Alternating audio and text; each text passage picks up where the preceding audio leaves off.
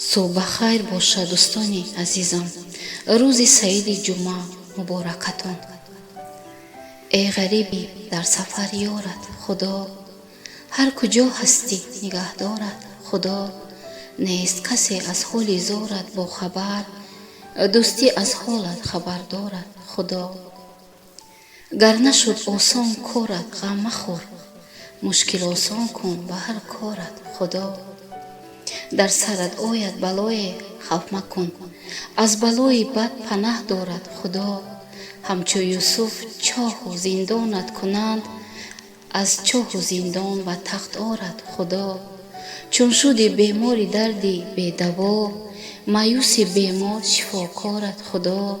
ای سعید دامن خود پاکیزه دار، روز محشر هم خریدارت خدا.